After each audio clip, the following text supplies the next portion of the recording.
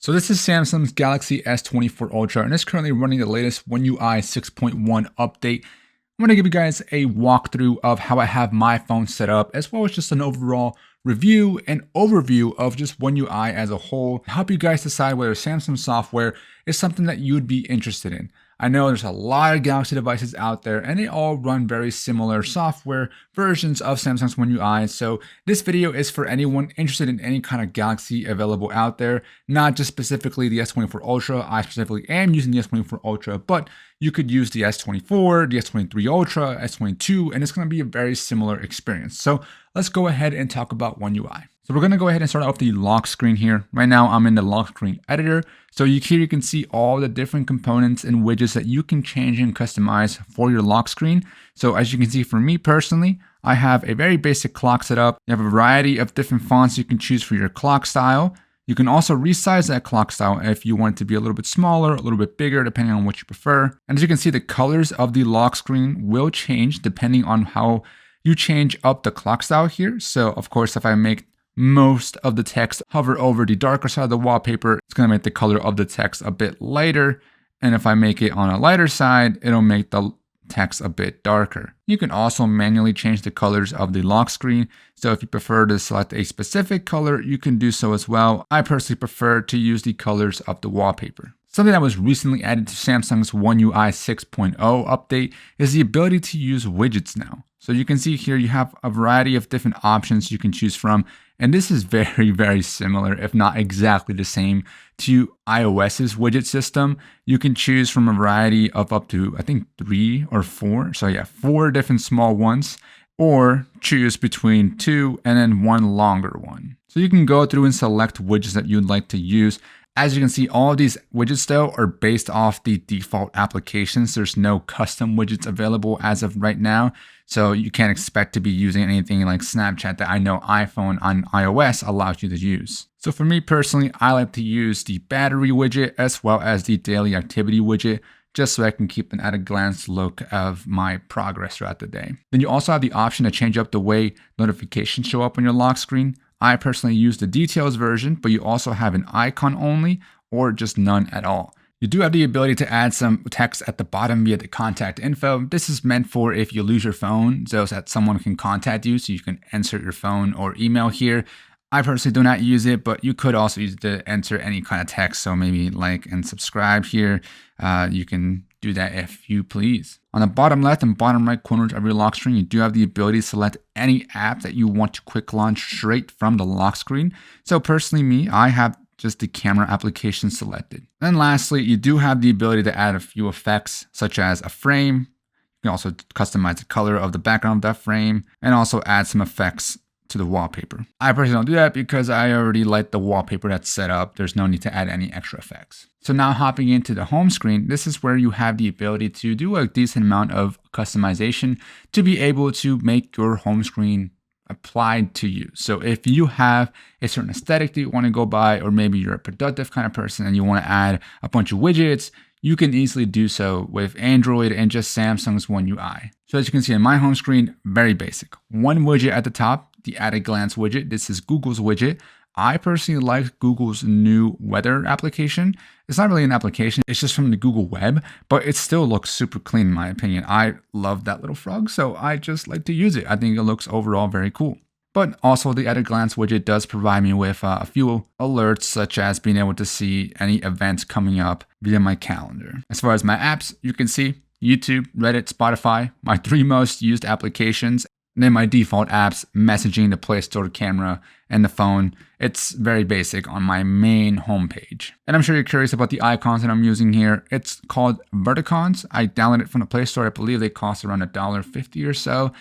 So they're not free, but they are very cheap and they do look very cool and very clean. They're different from the usual standard icons that you get from One UI. I used to usually rock the standard icons and just apply the wallpaper palette onto those icons, but I wanted to switch it up this time around, and I've been really enjoying these icons personally. I think while they look pretty basic, they're definitely unique because of the fact that they're rectangular versus just your standard square or circle. I have 2 other pages set up. So first, swiping to the right, I do have a widget that's meant for my battery. So this will tell me the battery of the phone itself, the watch that I'm using, which right now is the Watch 6 Classic, as well as the S Pen. If I have any buds connected, it'll also show on there as well. I am using something called stack widgets, where basically you're able to put two similarly sized widgets or the exact same size widgets over top of each other, and you can swipe through them.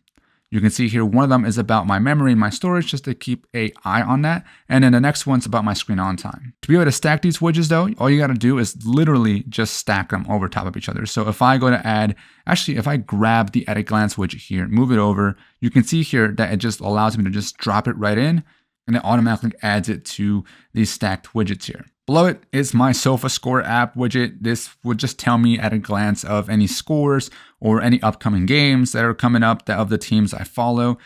Big Chelsea fan and also a big Barcelona fan. I know there's some controversy there between those two teams, but those are the two teams that I do follow myself. But either way, next to it, I do have a couple folders. We have my shopping folder. So these are just applications where I can go buy stuff. And then next to it, I do have my social media applications. And then below it, some games, and then some streaming applications. Then swiping all the way to the left here on this page, I have a calendar widget, just a quick at-a-glance widget of all events that I have in the calendar. Pretty basic stuff. You can see here just will work most of the time. There's a few things here and there, but pretty basic. And then below it, more folders that I have, from online banking, some emails, some tasks and notes stuff, some smart home applications, and my YouTube stuff. So all very basic stuff, at least for me. And this is how I like to keep my home screen set up. So as you can see, you do have the ability to really customize your home screen with a lot of different features. And if you hold down, this is where you have the ability to change up a couple of things. The first thing I'll note here is that you do have the ability to make any of the pages that you set up your main home screen. So you can see a little house at the very top hovering over top of each page. You can see that this main middle page has it outlined in white. This is telling me that this is my main home page, but if I want to make it the right page, I just select that home. And whenever I swipe all the way home, so say if I go into Spotify here and then swipe again, my main home page is now the third page. But I won't go too detailed into every single option that you have here, but here you have a quick look at the different settings that you have. You can see the different grid sizes that you are able to choose from, as well as the different app screen grid size, which let's go ahead and jump into that next. So swiping up is how you access your app library. So this is where all your apps go once you install them. What I love about One UI is that you have the ability to pretty much customize this and organize it how you want to. Usually with other Android devices, it's just a long list of applications. Some people do like that. You can sort it by select filters, but personally, I love how One UI allows you to customize your app library. So for example, you can already see here, you can set up folders in your app library, but you also have the ability to move apps between the two different pages or just the multiple pages here. So on my first page here, it's all of the apps that are either not entertainment or work related or productivity related or basic related. It's basically just basic applications, everyday applications that aren't really trying to fight for my attention. Versus the next page, this is my entertainment page. So social media, streaming, games, this is applications that obviously relate to me being distracted and me being entertained. The last page is all related to money, finances, buying stuff, food. So all related to just me wasting my money. This is what the third page is for. But you can see here, if I grab this application, this does not belong here. So if I just grab it and I swipe around, you can see I can easily move this around, drop it in here, or I can drop it in a folder, and I dropped it into my phone customization folder. So that's what I love about the app library on One UI. You can customize, create folders here within your app library. And then swiping up, this is where you have your quick settings and notifications. Right now, obviously, because I'm screen recording, there's no notifications. It's do not disturb, so you can't see exactly how notifications show, but it's very basic. If you get notifications from the same application, such as for me, SofaScore with games that I'm watching, score lines, usually all of those will get put into one grouped notification. Notifications also get prioritized depending if it's a message application that you receive a notification from, such as just messages in general. Those will show at the very top instead of being mixed in with your other notifications. And you can also see quick access to a couple of quick toggles. You have your brightness slider available right away, which I really like. You have media output, which I love as well. So media output allows you to quickly choose between different sound devices that you have connected. So You can see my desk speaker, my bedroom display, which is my Google Home, and this phone specifically. And then if you connect other Bluetooth devices, so as you can see a couple of lists here, so my car, a couple earbuds. If you have multiple devices connected to the phone, you can specifically choose which device you want your media output to go to. You also have a quick button to device controls, which will take you to the SmartThings application where you can then control different devices connected to SmartThings or even with the Google Home. And these quick toggles at the very top can be changed up if you want to. All you got to do is go down to edit and then select the top. And here you can choose which quick toggles you want to show up on your first swipe down to see your notifications. So as you can see, I have the very basics set up so that I can easily quickly toggle on those select settings. And then swiping down the whole way, I personally am not a huge fan of the change that they made with Samsung One UI 6.0. Just because of the quick toggles, they're much higher up now. Yes, it does look aesthetically clean and pleasing. I just don't like how hard it is now with big phones such as the S24 Ultra with one hand to try and reach the top of the screen to quickly toggle on one of those toggles. It can be quite frustrating and annoying. Luckily, I have pretty decently big hands, so it isn't too much of an issue for me, but it can be annoying for people with smaller hands. Anything related to the display will be at the bottom, so your eye comfort shield, your dark mode, and you can click into it and access a few other features. So here you have adaptive brightness, as well as the adaptive color tone. And then the quick toggles inside the big panel, these just all toggle on and off. So regardless of where you click on them, it'll always just either toggle things on or toggle things off. You do have a dedicated Wi-Fi and Bluetooth quick toggle. So these, when you click on the actual tile itself, will open up a menu system that allows you to go in and select specific either Bluetooth devices or specific Wi-Fi networks. And if you actually click the icon itself, such as the Bluetooth icon, it'll actually toggle that setting on or off. So here you can choose which quick settings you want available in your quick toggle panel. There is a feature that allows you to quickly instantly access your quick settings by pulling down from the very top right corner. This makes it feel a bit like iOS because on iOS, when you swipe down from the top right corner, it brings on the control center. Swiping down from the top left corner brings down your notifications. Then you can select whether you want the brightness slider to always show or not show, depending on if you have the quick panel opened up the whole way or not. So there you have the basics of One UI, from the home screen, the lock screen, the quick settings, the app screen.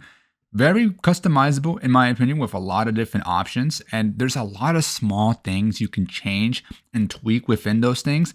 So I'm going to dive into a couple of those because a lot of those come from Good Lock. So a lot of these different things that you may have seen that I just kind of glanced over and didn't even talk about are all done from Good Lock. Whether you notice or not, it's probably likely that you didn't notice.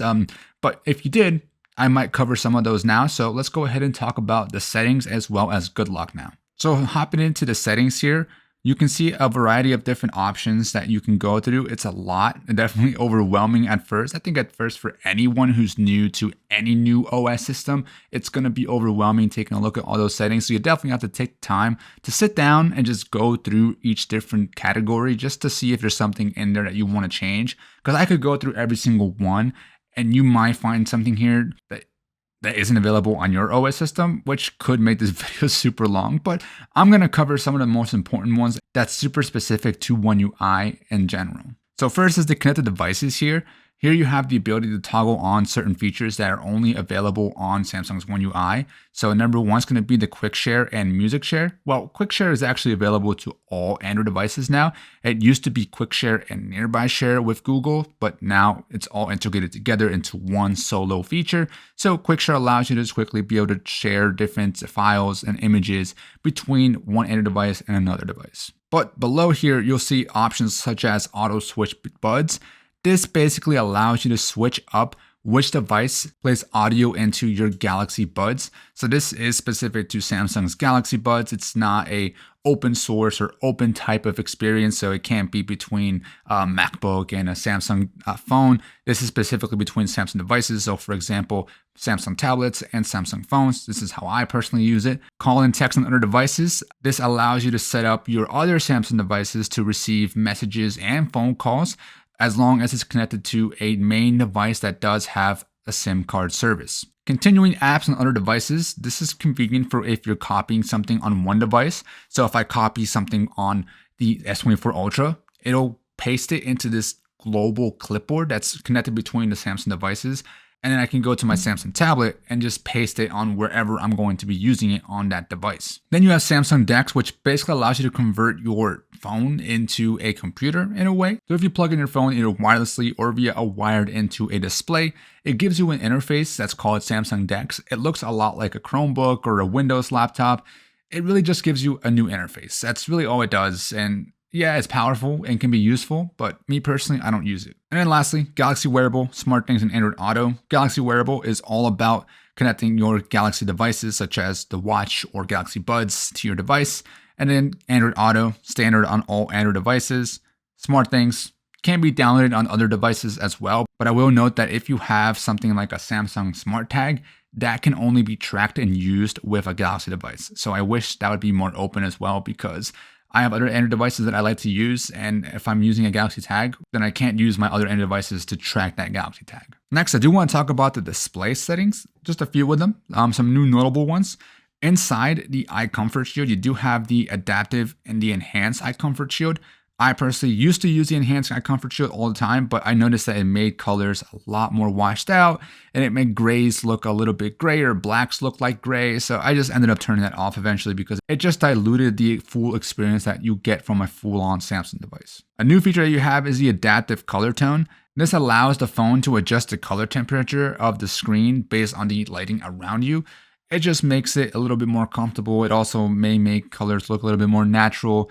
It's likely similar to iOS's True Tone. And within the screen mode, between natural and vivid, with the latest March update, I believe, they did add a new feature which allows you to choose the vividness of the vivid mode.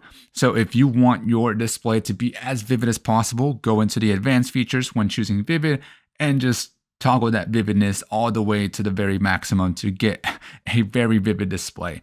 To each their own, but I actually prefer a more natural look. And just a quick note, if you have a Quad HD display on your Galaxy device, like on my S24 Ultra here, just make sure that you have that full resolution toggled on. I know usually it gets shipped with Full HD+. Then talking about the wallpaper and style, this is standard on all Android OS systems.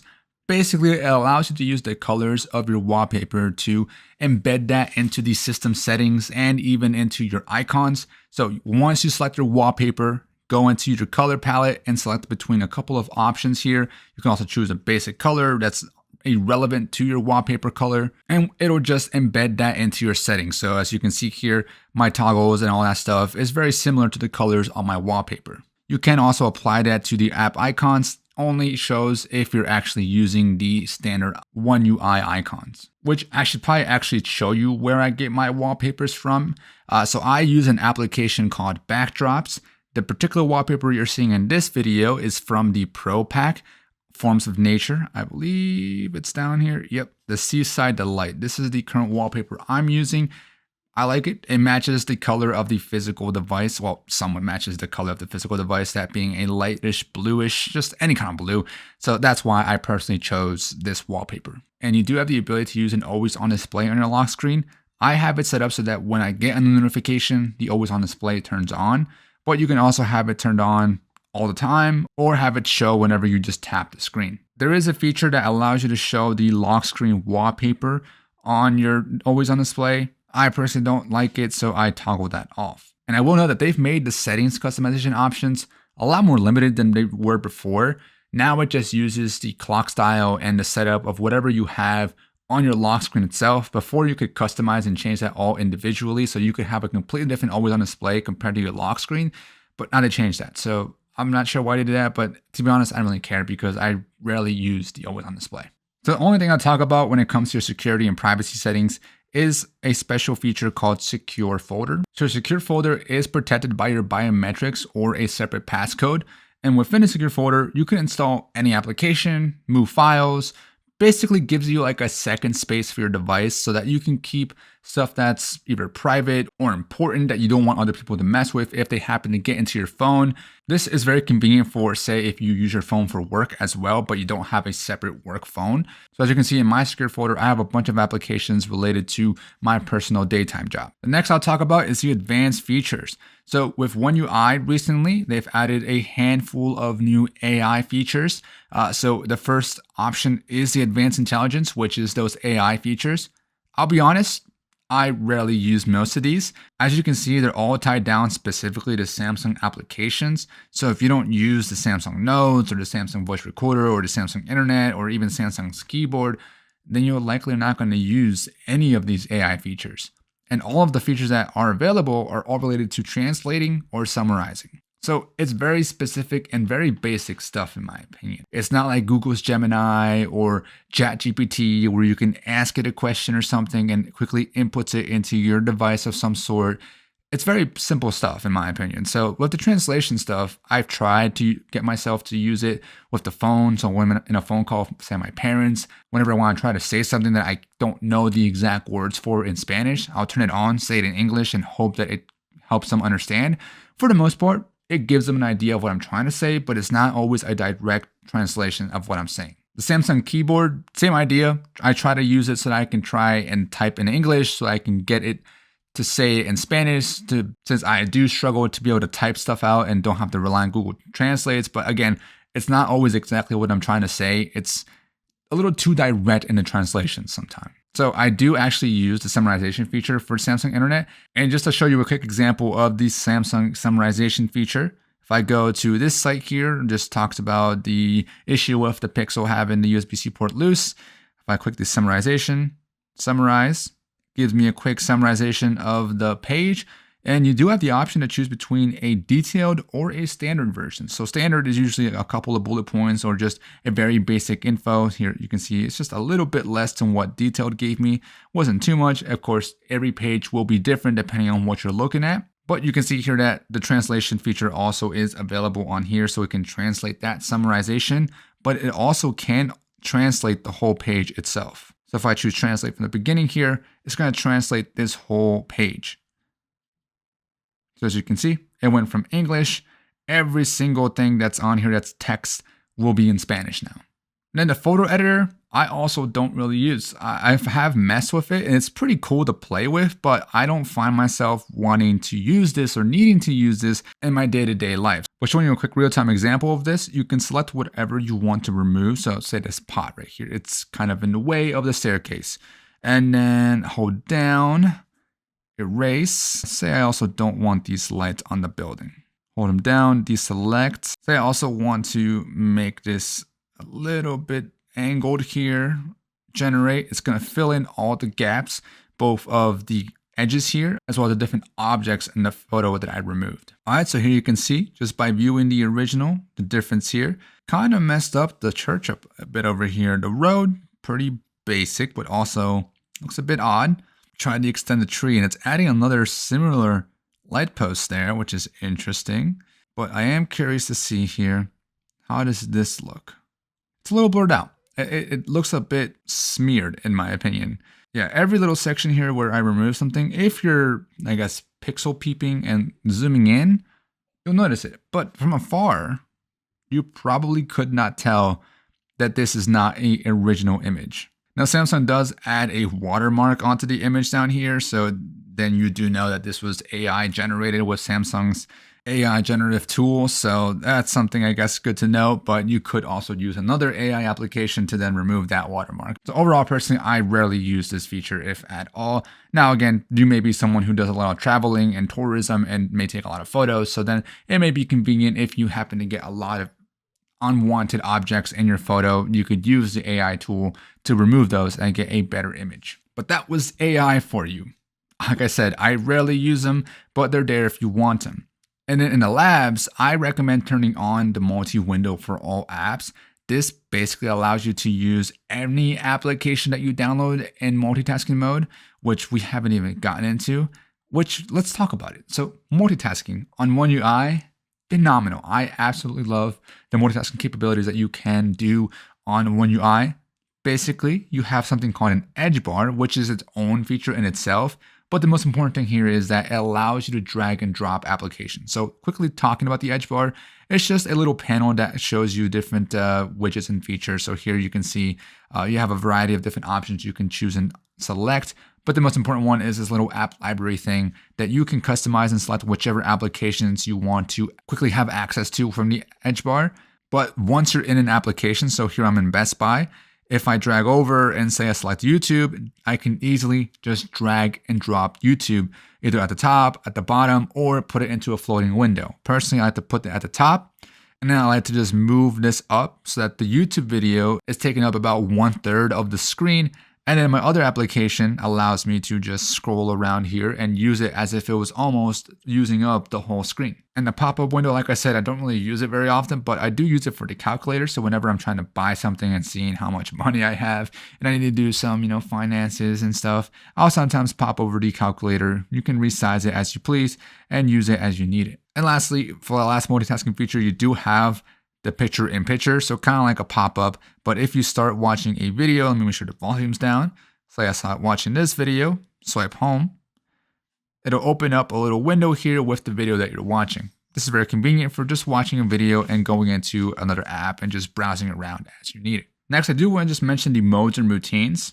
Here you have the options and abilities to select your settings for each specific mode. So if you have a specific setting you want to set for a sleep mode or a driving mode, you can easily do so by selecting the mode that you want to customize. And here you can see you can set up a schedule, and then you can choose what actions you want your phone to do. So you have a variety of different things, from changing up all different settings within your device. So you could go very in-depth and nitpicky with how you want your phone to react, how you want your phone to be set up, based on the event or mode that you're in. There's also routines, which is very similar to modes. You can set up a if-then statement. So if something were to happen, trigger this, so then this will happen with your settings. So you can get creative with how you want this to work. If like you get to a specific location, you want Do Not Disturb to turn on, or so on and so forth, you can easily do that with your routines. The last thing I'll hit on is the device care settings.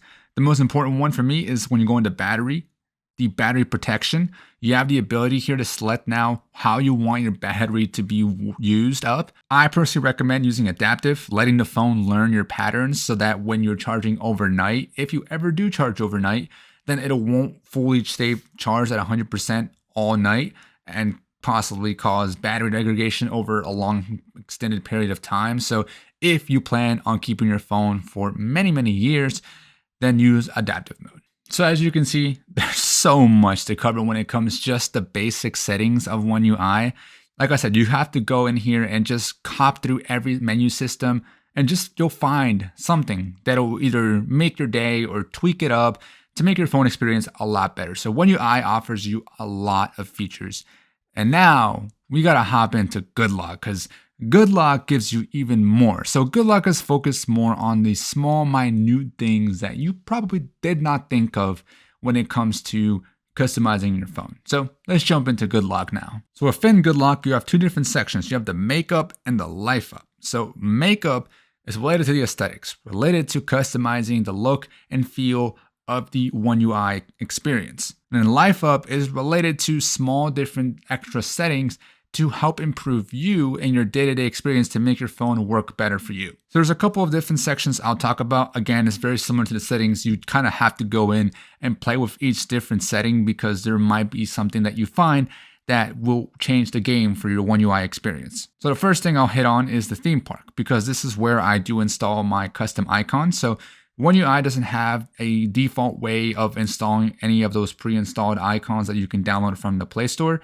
So you have to go into theme park and then select the icon, and then you add your icon into your work here. So you go to icons here, select your third-party icon. So in this case, I only have the Verticons installed. So you would select that, and then you would name it, download it onto your device. And lastly, here you can see it shows up here, Verticons, and you just apply. So here I'm just going to reapply the exact same Verticons that I already have set up. Next one I'll talk about is Home Up.